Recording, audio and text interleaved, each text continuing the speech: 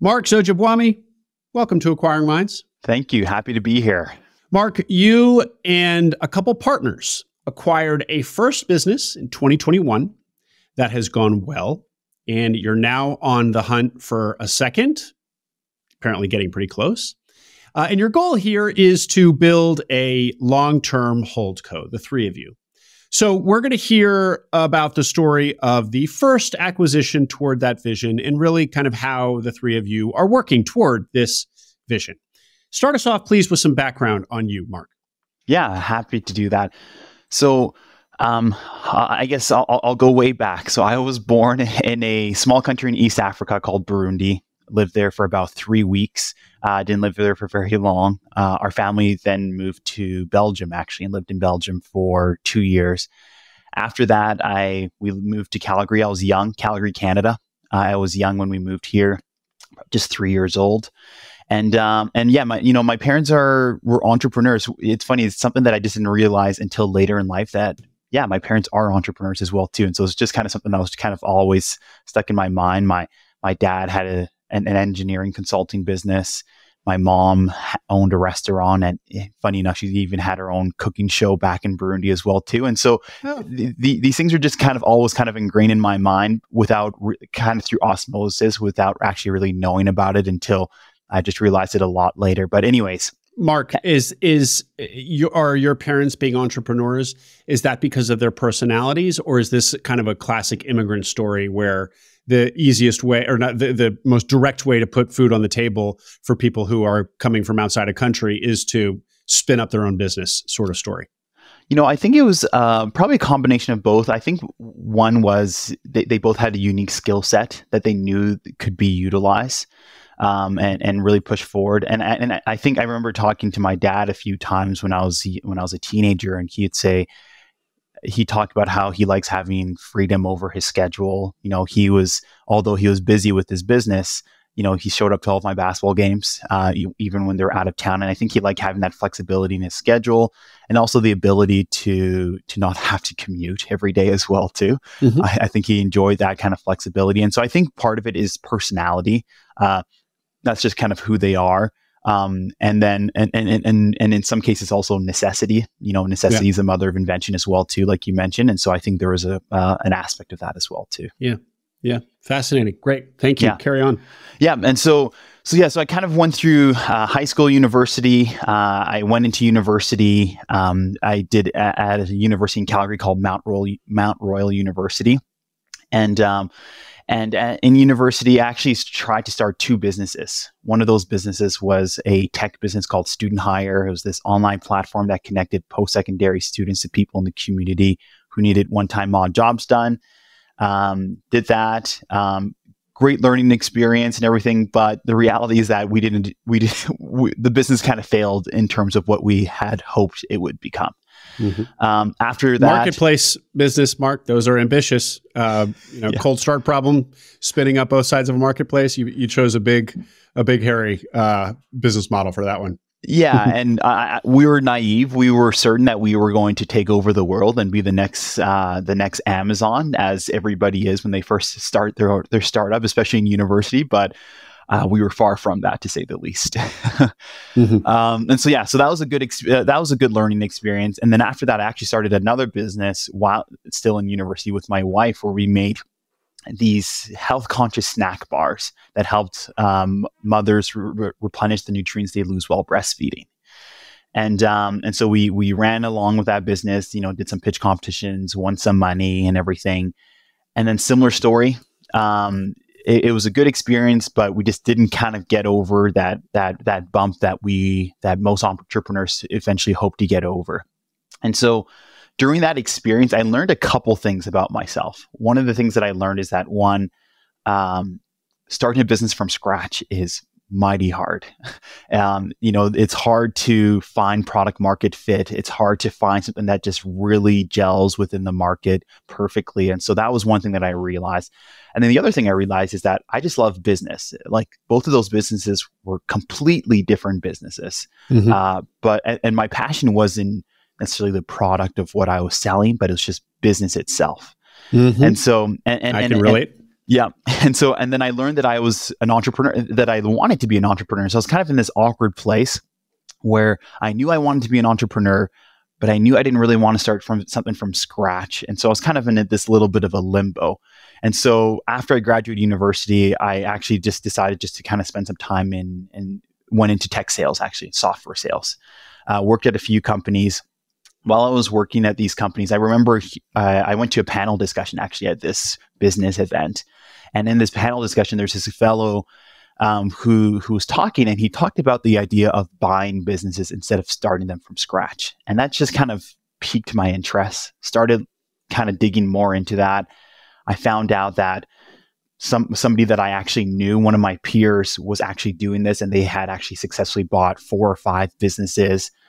Went deeper into that, and then I kind of quickly realized, you know what? This is kind of something that is intriguing to me, and I think that this is where I want to be. These businesses already have product market fit, despite having very poor operations and everything. They're still able to sell. And I figured, you know what? I think this is kind of the place that I want to be in. That's kind of what started that journey on that front there. So it was a panel, and so this wasn't you being exposed to ETA or search, these terms that, of course, we use in our now that you're in the world, you use.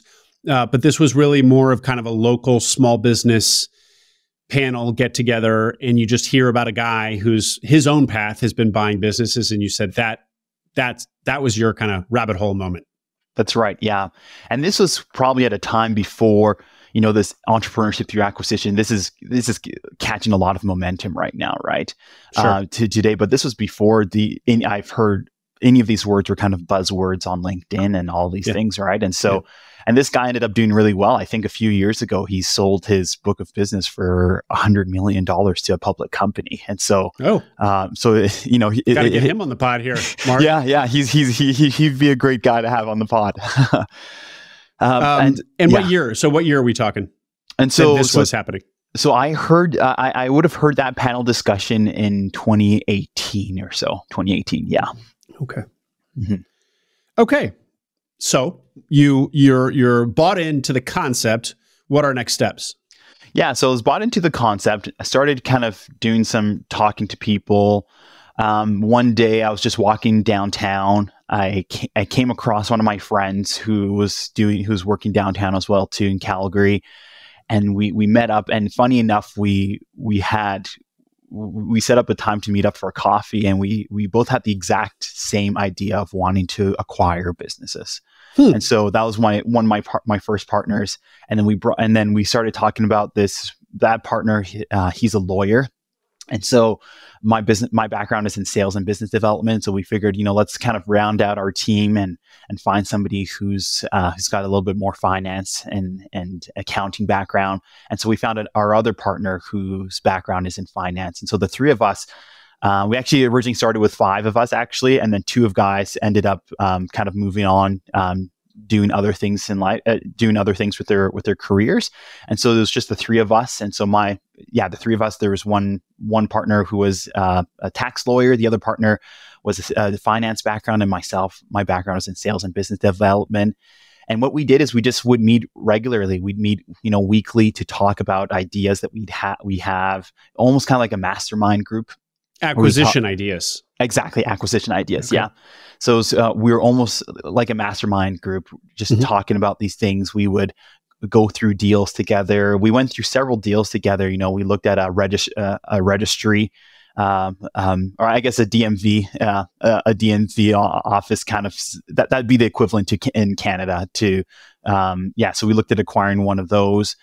We looked at... but I'm still not understanding, because DMV here is a public service. It's not a business. So what is it in Canada's case? Yeah. So in Canada, that is a business where, you have one of those offices where you're able to, give out, driver's license, those run as private businesses here in Canada and stuff like that. So yeah. How counterintuitive. You guys are the more, a little bit more socialist leaning, than down here. And yet, in this case, we've got it flipped. Our DMVs are, and in fact, our DMVs are notoriously, they're the picture of bureaucratic dysfunction. So anyway, yeah, it's funny that, yeah, it's funny, man. So that's one of the things that was kind of intriguing. And so we looked at one of those businesses. We looked at a rock climbing business. We looked at so many different things. And so we started getting reps and stuff like that together, kind of going through these deals until we finally came across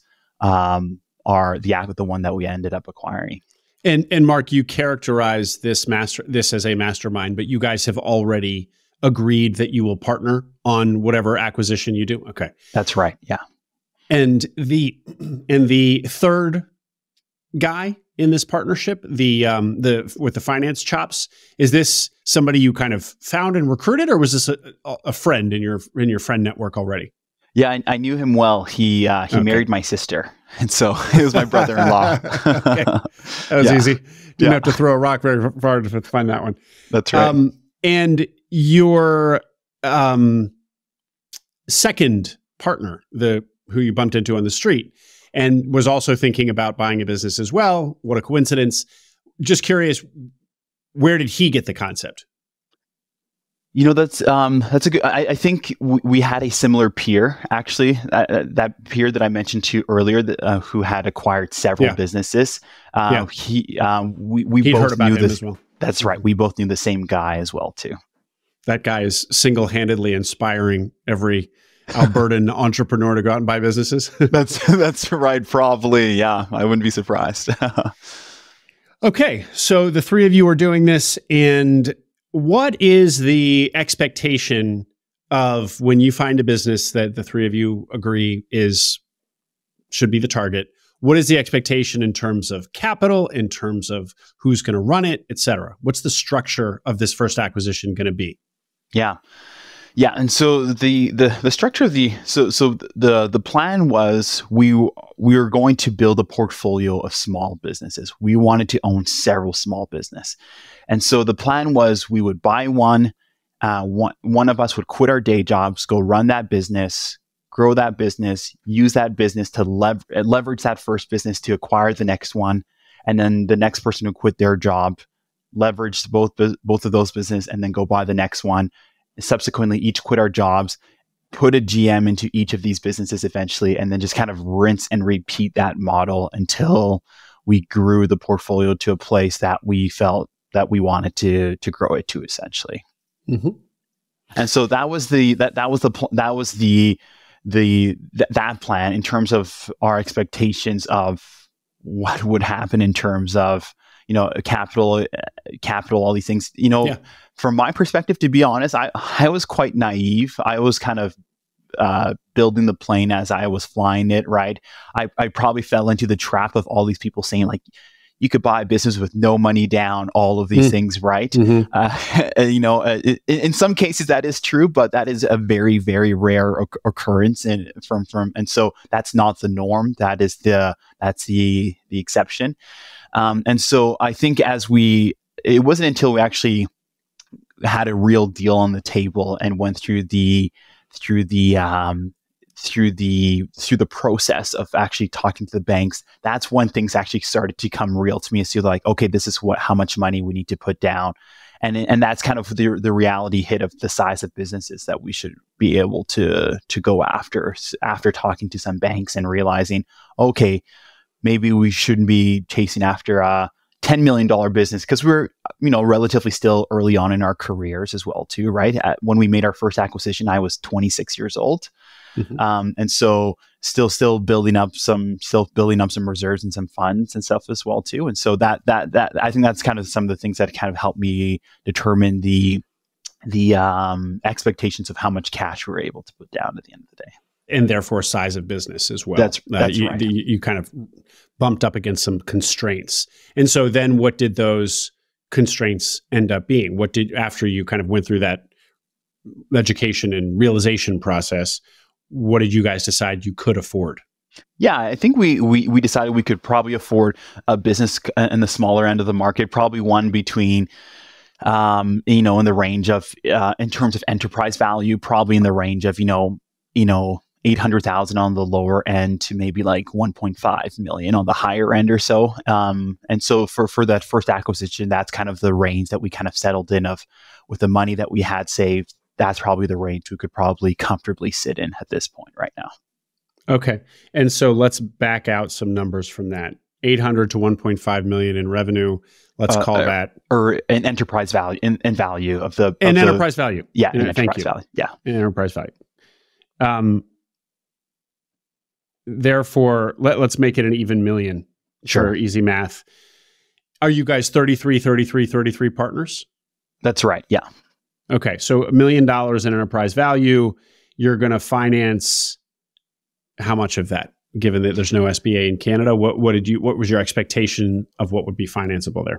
Yeah, so we knew that there would be a seller's note involved in the component as well too, and so our thoughts were between we could probably comfortably bring up anywhere between 15 to 20% of our own equity, and then probably get as much of a seller's note as we possibly could, and then the rest from a bank. That's right, and the rest from the bank. Yeah. Okay. So if you were going to bring 15% of equity to the table of $1 million enterprise value business, that's $150,000. So 50 from each of you plus transaction costs, roughly. Yeah, more or less. That's right. Yeah. Okay. Great. And going back to this point of the kind of sequencing here, the three of you buy a first business, and one of you quits their job, goes into that business as operator, and then second business, second guy goes, third business, third guy goes. I just feel like the first person to quit their job and go in as operator is taking a little bit more professional risk with this project. I mean, they're kind of the first ones to step off the ledge because they're not only putting in capital as you all are, but they're also, stepping off of their current career path. And they're just going to deal with the difficulty of like a transition. And as everybody listening to this podcast knows, it's quite a roller coaster typically. So how were you thinking about compensating operator number one? If at all? Was it just that they were going to get salary like any operator would? Or was there some extra juice in the deal for them, whoever was going to be the operator number one in acquisition number one? Yeah, good question. So we paid them a real salary out of the business and a bonus, but based off of performance. And so the plan was that with his salary and bonus, he should be able to come similar to kind of what he was already getting paid to begin with. With that being said, our first partner who quit his job, he was in finance. He was a little bit older than us, and so he was already in his career a little bit longer than we were, and consequently had built up more assets.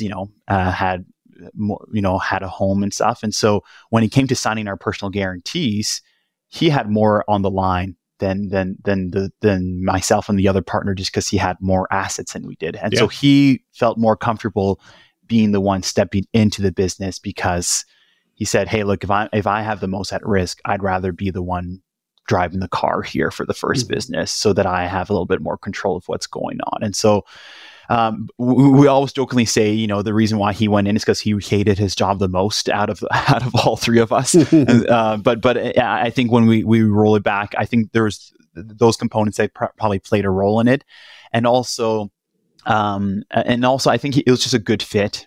Just with his skill set, with the business stuff that he had done in the past, I think it was just a good natural cultural fit as well too for him to step into that role. Great. And then for when acquisition number two happens, between the two remaining guys, were you and the lawyer, the attorney partner, who are both still in their jobs, who will go into business number two, or will it depend? Depends on the target, depends on life circumstances, et cetera. It's already been decided. Admittedly, I'm probably more keen to get into the next business. I'm kind of, and so to at this stage, I think we're probably looking for more businesses that are more suited to my skill set right now. And so as we're looking for businesses, I think we've already made the decision that I'll probably step in, just because I feel like I'm a little bit more keen and ready to kind of jump into that operational business owner role at this point of my career. So return now to the search. You're looking at stuff. You're interacting with networking with brokers there in Calgary. Did I hear that right? That's right. And so you look at a lot of different types of listings, and then you see the business that you now own. Tell us about it. What did you see? What did you like? Yeah. So the business we found through a broker, I always say there's a little bit of an advantage. I guess if you have a sales and business development background, I think it gives you a little bit of advantage in searching for businesses because it is a sales effort. You're prospecting, you're knocking doors, all these things, right? And so the broker jokingly said to me, to us after we acquired that first business that, I was just the loudest. I was the most annoying one, and so when that business came up, I got the call, and so I guess the squeaky wheel gets the grease, right? Which, by the way, for a salesperson, that's the highest compliment. Exactly, to be the most annoying guy. That's right. That's right. Making sure you're always top of mind, and so that process. I remember. I was networking with a lot of brokers. I was, made sure that I was always top of mind for these brokers. And so this deal came along and we got the first call from this broker. He knew the size of deal that we would, I should say, admittedly, this broker did a pretty good job at understanding who we were and the size of deal that we can actually execute on. And so when that deal came through, he knew that this was one that we, at the very least, we could execute on and not leave him out to dry come close time. Sure. And so once we saw that business, he sent us the SIM. We went through it. It was intriguing enough for us. We met with the owner, had a first meeting with the owner. The owner seemed to like us, which was a plus, and we liked her as well too. And at that point, we just kind of went through the process and submitted our LOI, and LOI was accepted. And then we went into due diligence from there. So what is the business? Yeah. So the business is called ABL Imaging, and it's a large format print and sign shop. It's the business has been around for 40 plus years. It's been around since 1978. So it's been around for a very long time, and it kind of fit all the things we were looking for in a business. Such as? So those things were their longevity. So the business has been around for a long time. The owner was on holidays 3 months out of the year, which was intriguing. In the print, I guess to give you a little bit of context, in the print space, margins are typically quite low, but the thing that we really liked about ABL Imaging is that they had kind of set themselves up as a more of kind of a premier player in this space. And so if you have something that's kind of weird or out of the ordinary, you typically went to ABL Imaging to do that. And so because of that, their ABL Imaging is able to kind of play at a higher place in terms of margins. And so that was something that we really liked as well too. And so the projects that they were working on were really cool, intriguing, unique projects as well too. And then another great thing was that the staff, the average, there's about 9 employees that came into the business. The average tenure of the staff was about 10 years. And so there was a long history of people working at this business, which was a huge sign of confidence for us, because if these people are willing to stay this business for this long, there must be something good that's happening there as well too. And so, so basically, just to sum that up, the margins were good. It wasn't too owner dependent. They had a good reputation in the market. The margin, I mentioned the margins part already. Yeah, and so those were kind of the things that we, and also the longevity. They have passed the test of time as well. And in terms of this owner who took 3 months out of the year off, what was it going to look like for one of the three of you, or as it turned out to be the finance guy in your trio, stepping in? Was she the GM and he was going to replace her, or was there actually something of a management layer already, a GM that was not her, or what? Yeah, so she would be the GM in that situation. She was handling payroll. She was handling she had a book of clients that she would handle as well too. And so my partner who stepped into the business was very much stepping into a GM role. And when you say large format printing and signs, we all know what signs are, but large format printing may be less familiar to everybody. What exactly does that mean, please? Yeah, for sure. So large format. So basically, a lot of posters you'll probably see in your restaurant, wall decals as well too. So wall decals, posters you'll probably see, installation like signs in front of a store. We'll do backlit signs as well too. We can do car decals, window vinyls, all that kind of stuff. Will kind of fall within our stuff, and so we don't do like business cards or stuff, little things like that. But we'll do more of the bigger stuff there, and then we also do the installation as well too of those things. And so not only will we print them, but we'll go out and install these things. And so to give you an example of some of our clients, our bigger clients are home builders, and home builders will typically, when they build a new community, they'll have a sales center, and in that sales center, they'll have all these graphics about who we are, what it's like living in this community, all of these things. All these typically will print the majority of the things for these home builders to make their home sales centers look nice and appealing as well too. Mark, I got to ask, it's a project-based business, obviously. Yeah. So and I'd love to hear your thoughts on that. I suspect the answer is what it is. But also, I just heard you say that, in fact, where one of your own target markets, or one of ABL's target markets here, is new home construction, also notoriously cyclical. So those, if I'm picking at weaknesses in the business, those are the two that jump out. How did you guys wrap your heads around that? Yeah, that's a really good question. So the project-based business, I'll answer the project side of things first. And so what we did is we looked at the historical of clients and how often they came back year after year. And so we were able to see, sure, it is project-based.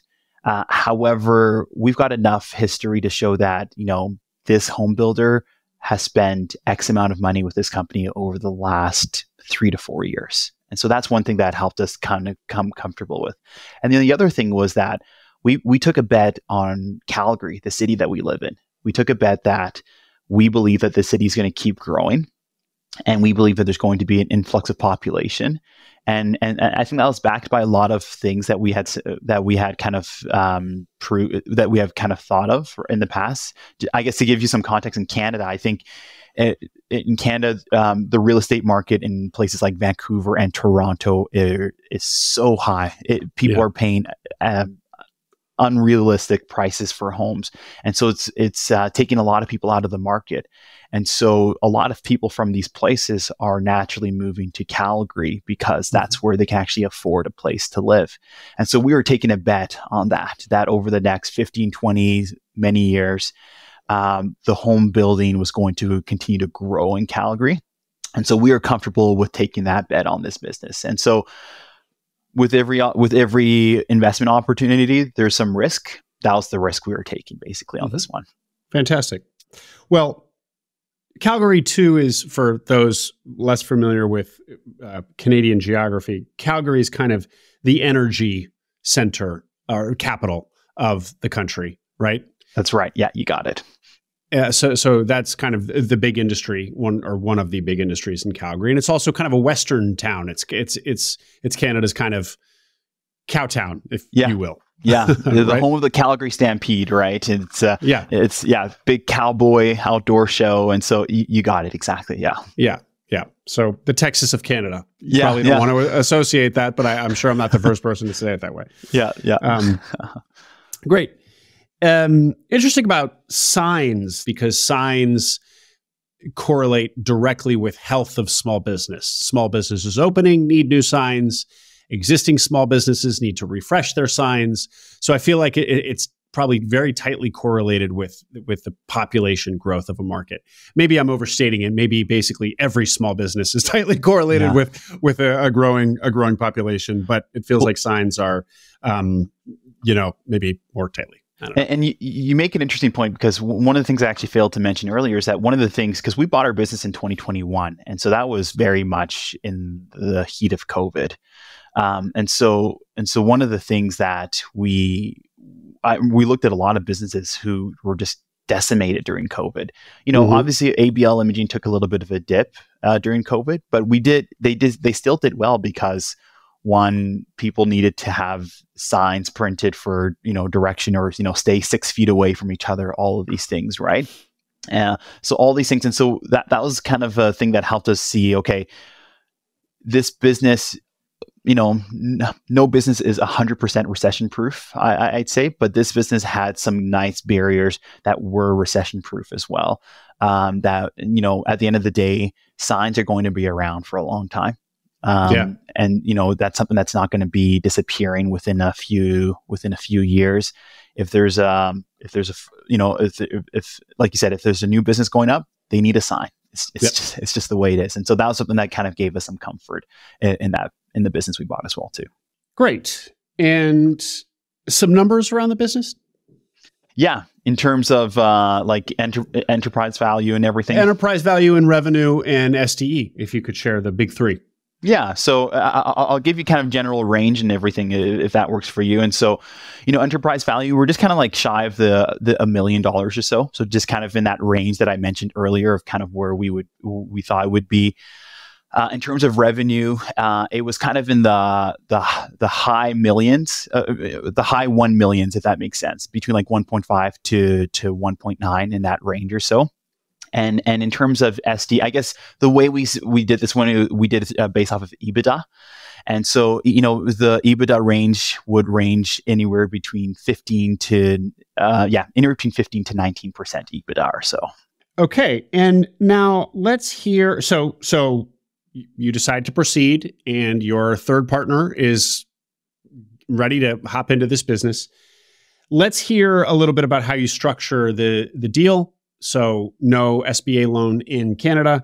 And so many of my guests are American, so we talk a lot about the SBA loan here. Always good to get the perspective of somebody who didn't use an SBA loan. So let's hear that, please, Marc. How did it look to get this business financed? Yeah, this business acquisition financed. And so one of the things we did is we actually worked with a broker. And so the broker took our deal out to a bunch of different banks here in Canada. And this broker came back and said, hey, here are X, Y, and Z banks, and here are all their terms. And so for us, when we went through that for our first acquisition, it was an overwhelming process. And so having a broker to kind of help us through that process and help almost take care of the whole banking process was really nice, and helped us able to focus on the due diligence of the business instead of having to go back and forth with the bank. And so that was one thing that helped us a lot. And if I always suggest to people, if you can make it happen, having a broker for that first deal for the financing makes a big difference, I think, on that front. Now, in terms of call out who you used? Yeah. His name is Steve Brown, and TGC Capital. And so he's a great guy here in Calgary. Really good guy. I highly recommend it. He was really able, and he was a guy who had worked in banking for many, many, many years. And so he knew the language, he knew what needed to be seen and what needed to be said. And so it was a really good match there. Great. And so Steve Brown helped us with that process. Now, in terms of the way we structured the deal, the bank basically wanted to ensure that there's 25% down, and 25% down. They were able to. That was basically a combination of our own personal capital and a combination of the seller's note. And so initially, the broker suggested maybe having a 10 to 15% seller's note. But what we ended up doing is we actually negotiated a lower purchase price with a lower seller's note at the end of the day. And so there was a smaller seller's note. So the seller's note, initially the broker suggested 10 to 15%. We actually brought it down to about 5% seller's note, but that enabled us to take the purchase price down by $50,000 or so. And so that was reasonable enough for us to do that. going back to this theme, Marc, for my non-American listeners, or my American listeners as well, where this thing of the SBA, and there's this very formulaic way we do this down here in the States. And we always have the impression that without the SBA, doing business acquisitions, small business acquisitions would be more difficult, more expensive. What did the terms look like? Was it hard for your broker, Steve Brown, to find deals like, or did the fact that there's no SBA up in Canada, no big deal? Like, yeah, because the structure sure sounds similar to what we would get down here with an SBA loan anyway.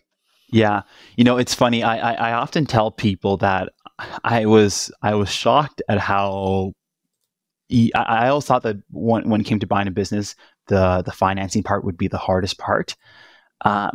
It wasn't. I was surprised at how willing banks were to loan. And so when Steve Brown came back to us, he probably had 5 opportunities from different banks.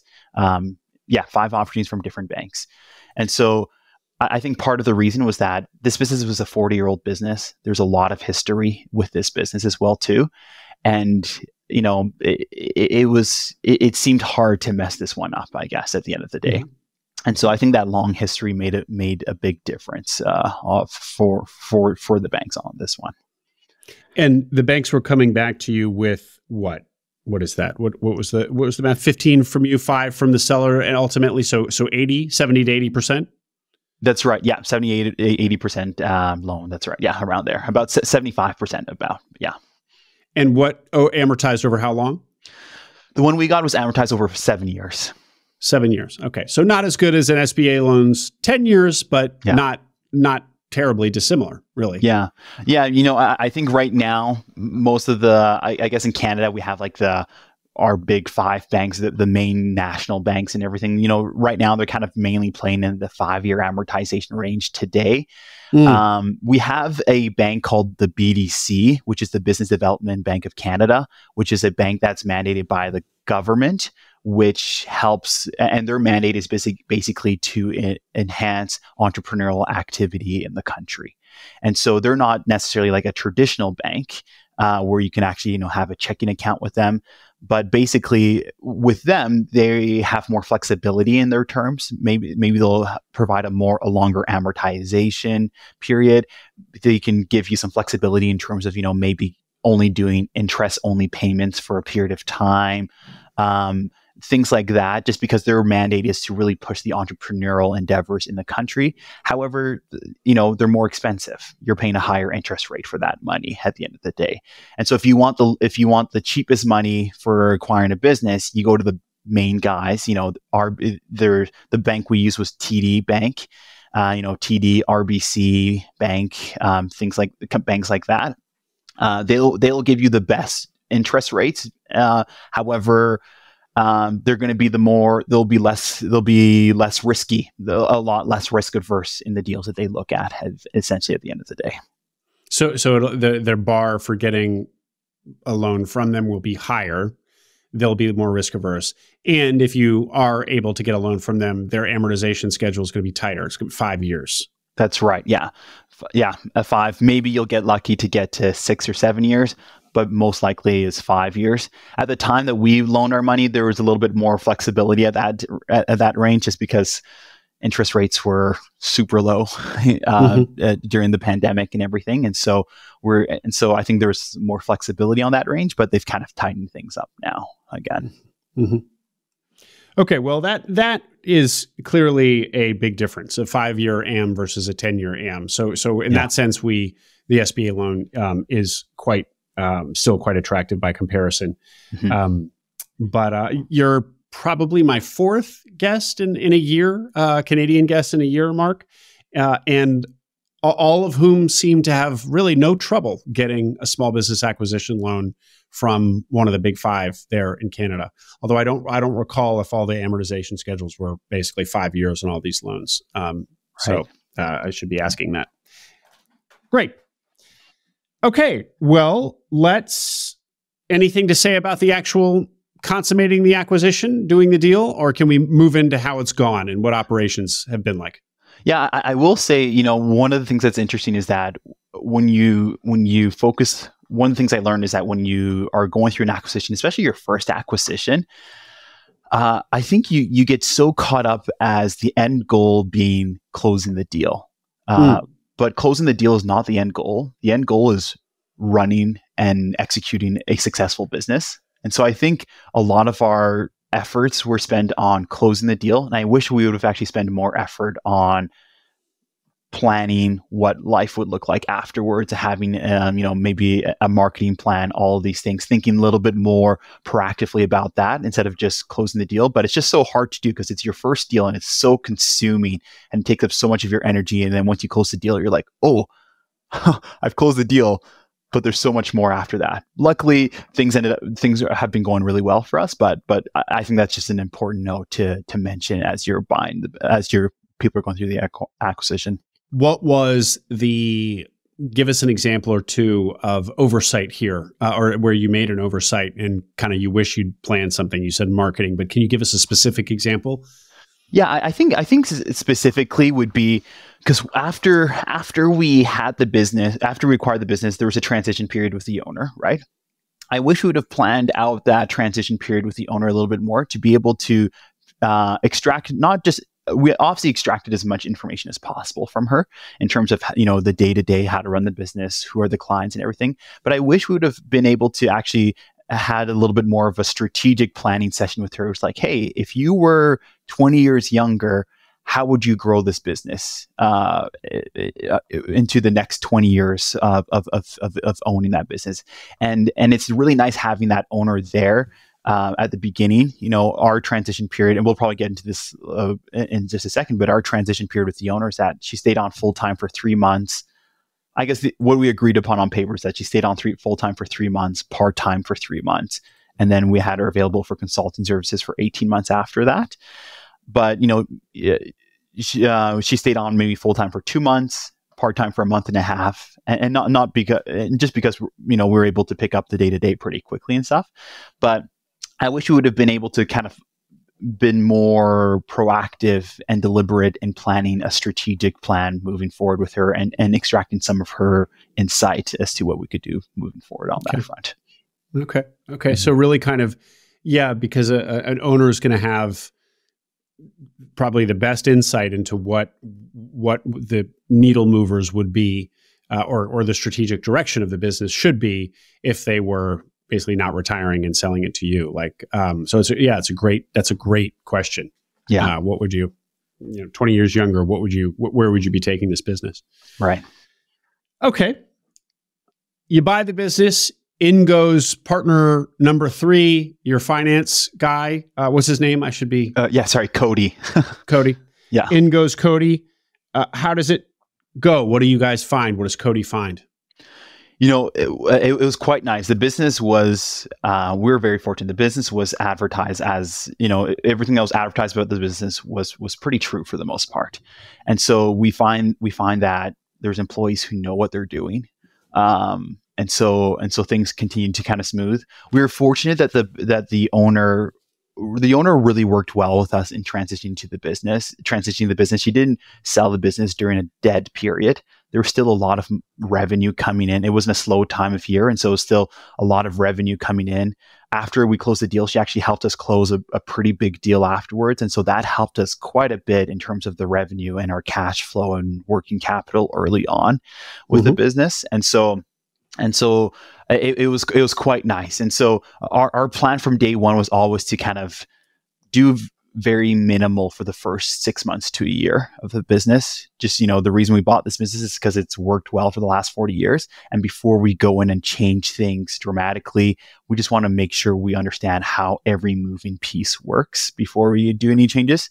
Admittedly, we actually went in and made a change to the accounting system probably few weeks after owning the business, mainly because the accounting system was an archaic system that was built in the 1980s, and the one guy who knew how to service it was a guy who was 80 years old. And we figured, what happens if this guy disappears? Yeah. And so we just updated the accounting system to QuickBooks Online, right? And so that was the only main change we made early on. But other than that, we kind of kept things pretty much the same for the first year or so. Mm-hmm. for the first year or so. What month did you buy it? September of 2021. September 2021. Okay, so we're coming up on 3 years here. Yeah. Okay, and so after not making changes for the first year, other than putting in QuickBooks, you have made changes, because as I recall from our pre-call, you push revenue like 30%. Yeah, that's true. And so we actually were able to grow EBITDA actually 30%. EBITDA. Yeah, not in the first year. And I think there's a few things that helped with that. One, there was a good windfall of business coming in already from some of the work that had been done from the previous owner. So again, the previous owner left things off in a great situation for us. And so there's part of that, but also just updating from the archaic accounting system to QuickBooks suddenly gave us a lot more visibility into our margins. And so, Cody, being the finance whiz that he is, was able to kind of see, okay, here are the margins. This is the minimum that we can kind of bid on for jobs and stuff like that. And so now that we have visibility into our margins, we're able to have more flexibility in how we price things as well too. I wouldn't say flexibility. We have more insight on how to price things properly and make things better on that front. And so that first year was a very, very strong year, growing EBITDA 30%. And it was. And so presumably we mean raising prices in certain categories. Yeah, raising prices, but also on the other side of things, not going below, certain deals that are where we just lose money on. We now see that and say like, hey, you know what? It's just not worth our time if we're going to lose money on this on this deal. Wow. And so that visibility, thanks to QuickBooks, helped you push EBITDA to 30% higher. Yeah, it definitely played a role. And I think this is one of the great things about these small businesses that have been around for a long time, is that it doesn't take all that much to really move the needle forward. Like I mentioned, these businesses already have product market fit, and in some cases, some of these businesses are selling really well, are doing really great sales, despite not having great operations, despite not having great systems in place, despite not having great software in place. And so just little things like that, just things that are off the shelf. It didn't require us to come up with this brand new innovative idea that's going to be written by the Harvard Business Review and they're going to build a case study over it. We just simply took something that was off the shelf, implemented it, and it was a real needle mover at the end of the day. Yeah, I'm reviewing here what you said. Margins were before kind of 15 to 19%, call it 17%. So 30% better means those go to, what is that? Another five points of EBITDA. So you basically get from 17 to 22. Now it's a 22% EBITDA business. Roughly. Yeah. That's Great. Right. Yeah. I think you said there was a third thing that got you your lift on EBITDA. It was the pipeline that she left for you. It was the visibility and new pricing that enabled. And was there a third thing? I think I'm trying to recall. Yeah, I think those are the main ones that we kind of usually point back to. So yeah. Okay, great. And how did Cody find being an operator? This is not only kind of just doing a first acquisition and seeing if you can buy and successfully execute a transaction and a transition, but also kind of this is the first test case of this larger vision that you guys have, where you buy a business collectively and one of you goes in and starts operating. How did it seem like it was working, at least with this single data point? Yeah. I would say so. We're 3 years into it, and I usually tell people the business is doing what we thought it would do, and it's really good. I think part of the reason why that it worked out well is because, one, there was a good transition period as well too with the previous owner. It wasn't too long. It wasn't too short. We try to build comfort from day one, just saying like, hey, nobody's getting fired, right? As well too. And so I think that was something that made that was important to to set in stone right from the get go, just to kind of give people that peace. And also Cody is, Cody is a very mellow personality, and so he's even keel, and so even during a pretty high emotion time after a transition, I think Cody's been able to really stay even keel throughout that whole process, and provide a level of calmness and of peace in the organization as well too. Mm-hmm. Great, Marc. Well, congratulations to you guys. But this is old news. This was 3 years ago. So how has the plan evolved? I teased at the beginning that you're now looking at a second deal. How did you decide the time was right to go out and do deal number 2? Yeah. Admittedly, I think I mentioned earlier that I was a little bit naive. I thought after making our first deal, after a year, it's like, okay, we're ready to go make our next deal and stuff like that. I think part of it was what made us ready is that we were at a point where we've kind of could deploy more capital at it as well too, just through saving some of our own money as well to having more equity in the business. So meaning having paid down more debt of the business, and so being able to use that business a little bit more in terms of a personal guarantee, right, instead of using our own personal assets as well too. And to be honest, I think I would guess a lot of ambitious entrepreneurs are similar, that we're impatient in terms of acquisition. Sure, it's been almost 3 years, and in a perfect world, I would have loved to have an acquisition sooner. But in the grand scheme of things, 3 years isn't too long to make a next acquisition, right? And so I think it just kind of came to a good time. Myself personally, I just kind of got to a point where, I was tech sales is a great career. It's a good path. You can make good money. You can have some flexibility around your schedule and everything as well too. But I just kind of got to a point where it's like, you know what, I'm kind of ready to actually go pedal to the metal on this. And so, so in February of this year, I actually personally went full time into searching for a new acquisition. And so I went full time in searching for a new acquisition, but also doing some side work to help with the print shop, just helping some of the sales efforts on that front. So that's kind of been my effort over the last several months here, just going full time on that as well. Great. So you've now stepped out of your job. That's right. Your day job, to be clear. Okay. So it was kind of a combination of you being ready to fully go in, change your professional trajectory and get into operating a small business.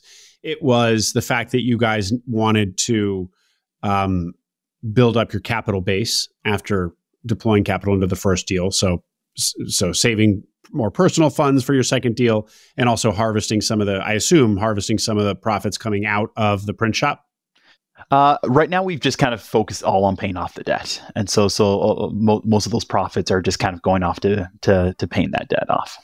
So the capital that you've been building up has basically been all three of your just kind of personal savings. That's right. Yeah, more personal savings to now to deploy into deal number 2, and then say more about the personal guarantee bit. So deal number 1, that loan was personally guaranteed by the three of you. Loan number 2 for a second acquisition will not be.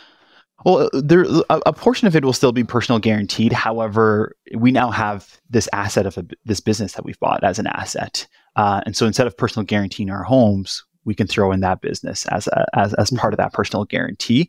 Sure, it's still a risky thing, but it's I don't know. For me, just it makes me feel a little bit more comfortable to personal guarantee that rather than personal guaranteeing my home, I guess. Great. And your third partner's name, the attorney? Yeah, his name is Mike. Mike. And so do you think that hopefully sooner than later, although I mean you're looking pretty closely at a deal right now, Marc, as you told me offline, you'll get in there and you'll become the second domino to fall. And then Mike, what do you think the plan is, either his personal plan or the three of you collective plan for getting him into a business? Yeah, that's kind of the plan we set out from the beginning, and so that's the hope as well too. With that being said, we're not naive. Life changes. Something could happen. Somebody goes into a different direction, and if that's the case, we want to be flexible with those kind of things. But as of now, that's the plan. That we'll eventually all kind of quit our jobs and to step out of that as well too. But it could be another few years before Mike does that. That's right. Okay. Yeah. Okay. Yeah. And so you're also not at the point yet where the piece of the plan is each of these businesses, you've acquired 3, they're stable. Each of you has run one of the 3 businesses. And so you start stepping out and hiring operators. Not there yet. Not quite. Yeah, not quite there yet on ABL. Eventually, we're hoping that we've got goals and plans in place to hopefully get to get there at ABL. But that's the plan. Yeah. Can you share anything about? I think you can't share anything about the deal you're looking at, but about what kind of this full-time search that you've engaged in, what it's been like, what you're looking for, how it might be different this time around. Yeah, it's kind of interesting. Now that I've kind of gone full-time on it, there's a lot of different things that I've been able to do. One is be more public about it on LinkedIn. You don't want where I found you. Yeah, that's right. And so, yeah, the fact that I'm able to be more public, before I was hesitant to be public about it just because I was worried about, what your employer might think, right? As well. And so now being able to be more public about it, that's one thing. Another thing that I found a big difference between the first search and this search is you're able to, being able to say that you've already made one acquisition goes a long ways. For brokers and for people as well too, just because a broker's biggest nightmare is that somebody's not going to be able to close a deal at the 11th hour. And so the fact that you've already proven that you can close a deal and you can get it across the finish line goes a long ways. And so interestingly enough, the second deal that we're looking at right now that you alluded to, the broker came to us first. We were his first call, and which puts us in a great situation because I've been in other situations where we've put in an offer on business and there's 6 offers on the table, and it's the worst place to be when there's 6 offers on the table, just because somebody ends up overpaying for the business. But now that we're in a situation where we can actually, be the only ones at the table, it's just a lot more comforting. You're not always second guessing your situation. You feel like you can actually put in a real offer for the business instead of thinking of I'm putting an offer to try to beat the next guy. I'm putting an offer for this business, and the metrics are about this business instead of the metrics being to beat the next guy who's on the table as well too, which is a great place to be. Well, it's such an important point. It's one of many reasons why the theme comes up again and again of the power of getting in the game. So many reasons to do that. Among them, the way the world perceives you once you're in the game and own your own business, own a small business, are part of the local fabric. And to your point, most importantly, have done a deal, have demonstrated that you can close on a business and operate it now for 3 years successfully. The way the business community and business brokers perceive you changes a lot, and their opinion of you and their idea of your certainty to close goes way, way up. So a great illustration of that point, Marc. Mm-hmm. Anything that I didn't, well, actually, I want to ask this. Now, to start closing us out, Marc, the grand vision here, I feel like maybe, as you said, you're impatient. You would have loved, everything to happen all at once. It's taking a little bit of time. But other than that, is the vision as intact as when you kicked off this adventure? I think so. Yeah. I think when we started, we talked about, by 2030 being able to have, 10 businesses under our belt. I don't know if, we'll get, I think 10 businesses is probably not the right number to shoot for. Maybe an EBITDA number. An EBITDA number would be probably a better one to shoot for at this point. I think that's something that I've kind of changed over time. And so, 2030, so that's 6 years, more like 5.5 years from now, if we could be in a situation where, we can be, at a, $3-5 million of EBITDA or so. And then over the next 10 years, so next 15 years or so after that, so 15 years, maybe we're at a 10 million EBITDA range or so. And I think that's a good place to be. Like I said, we want to hold on to these businesses for the long term. We don't really care if these businesses are misfits, if they're all individual businesses in their own individual industry, because our plan is to hold on to these things. We're not looking to have a massive liquidity event at the end of the day. We just think cash flow, just having that cash flow coming in regularly is key for us at the end of the day. Sure. Mm-hmm. Well, preaching to the choir on that one, Marc. And do you think that your acquisitions will remain focused on the Calgary market? To be honest, in a perfect world, I'd love to come buy more businesses in the U.S. I find that multiples are a lot more reasonable in the U.S. than they are in some of the Canadian markets. With that being said, I think if we get to a scale where we're able to grow acquire larger businesses that have that have stronger GMs and that have strong GMs in place, I think we'd be open to looking at places beyond just Calgary. As of now, I think we need to start in Calgary. I think one of the things that I've learned that it's key. I know you've had a lot of guests on your show who talk about, you got to buy a big business to make it worth your while and stuff like that. I think the thing is you just got to get in the game as soon as possible, like you mentioned, even if it's a small business, and the